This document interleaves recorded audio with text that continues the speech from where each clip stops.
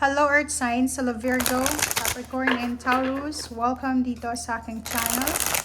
Kapalaran 888. Welcome guys. Alamin natin kung anong messages, vibration, gabay. Ang dami na ito Wow, lahat to fire sign energy Earth signs, Virgo, Capricorn, and Taurus. King of Ariel. Dito sinasabi sa'yo na your plans are working out very well. Professional and financial success using your resources wisely. So, dito, kung wala pa to sa buhay mo, kung hindi pa nangyayari yung mga gusto mo sa buhay, huwag kang mag-alala. Kasi, sinasabi na hindi man ito nangyayari pa sa ngayon, but your plans are working very well. So, yun. Next is, kailangan mo lang na maging determinado, manatiling determinado to move forward. And kailangan mo lang maging handa sa araw-araw.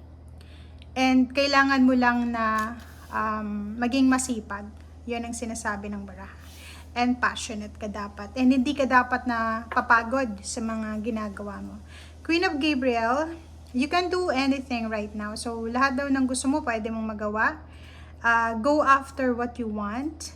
And dito sinasabi na you will attract helpful people. So, may mga ma-attract ka, may mga taong matutulungin ka na magiging kaibigan or pwedeng makikilala mo sila.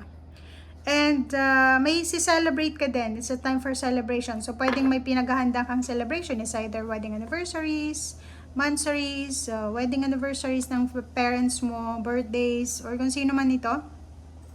Or kung ano man to na celebration. So, marami din na blessings, abundant rewards para sa work well done, hard work. So, kailangan mo lang na alisin ang iyong sarili sa mga burdensome situation. Alisin mo yung sarili mo sa mga stressful na situation. And last card natin is 5 of Gabriel. Any kinds ng challenges, especially money or career or kung ano pa man, mapagtatagumpayan mo yan as long as na i-withdraw mo yung sarili mo from drama of others. So, like, may mga problema kayong pinagdadaanan. And, ang gawin nyo lang is, umalis kayo sa situation na yan, di ba? Wag nyong i-prioritize yung drama ng ibang tao. Release yourself from burdensome situation and drama of others, okay? Have patience sa sarili mo and then sa ibang tao. Sorry. Okay, so meron ka ditong, diba? Focus ka. Focus ka dapat sa sarili mo. Hindi ka dapat nagpo-focus sa mga dramatic events sa paligid mo, diba? Kung, halimbawa, sa relationship, masyadong madrama yung karelasyon mo, yung family mo, huwag ka sa kanilang mag-focus. Focus ka sa goals mo.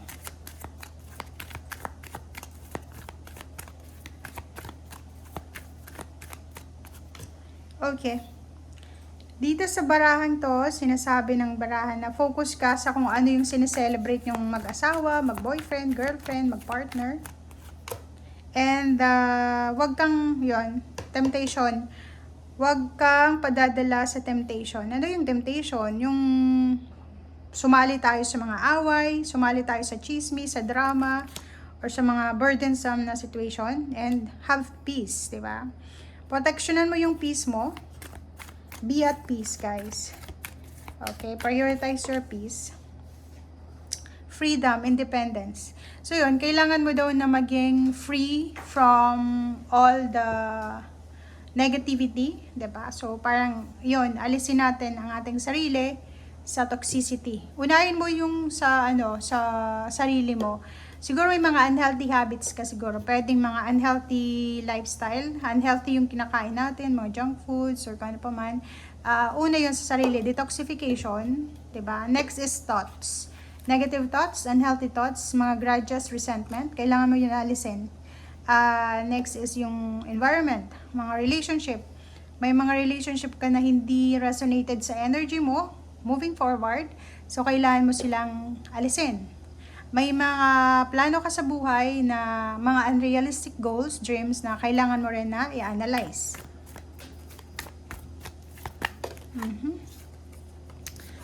Diba? So yun, as soon as possible daw, gawin mo na yan. As soon as possible, kailangan mo nang i-let go yung mga bagay-bagay na hindi na makakabuti sa'yo, hindi makakatulong sa'yo. Kasi pag hindi mo siya na-let go, posible kang magsisi. 5 months from now, yung decision making mo is iba siya sa mga nangyayari sa ngayon. So, kailangan mong baguhin yung paano yung nakaugalian mo. Parang ganun.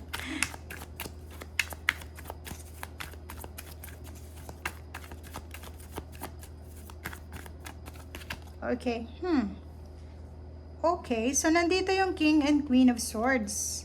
Focus ka daw sa realistic goals, dreams. Focus ka sa pagbabago. Kasi yon, maraming kailangan baguhin eh. Yun nga yung sinasabi ko sa kanina na kailangan mong baguhin. Unang-una yung thoughts mo, environment, habits, yung kinakain mo. So, nandito yung Wheel of Fortune. Transformation, overall transformation to ng body, mind, and spirit. Okay? Para sa future mo daw yan. So, wag kang masyadong, wag mong iisipin na mag-self-pity ka na, bakit ba ako kailangan mag-diet? Bakit ako kailangan na magtiis dahil sa mga taong ito? As for your future progress, diba? So, sinasabi ng baraha na habang maaga pa, habang may oras ka pa, kailangan mo nang linisin yung kapaligiran mo. And temperance, kasi yung paglilinis natin ng ating environment, ng ating sarili, ng ating thoughts, ng ating energy, yung parang energizing, di ba?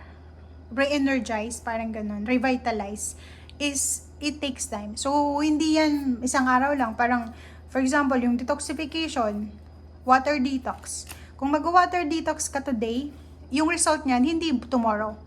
Yung pagtitake natin ng vitamins, yung pagkain natin mga healthy, ay yung effect niyan is few days after, hindi yung mabilisan. So, wag tayong masyadong impatient na ngayon ako nag-detox ngayon ako nagbago ng lifestyle ko, dapat bukas mag-amayos na, hindi.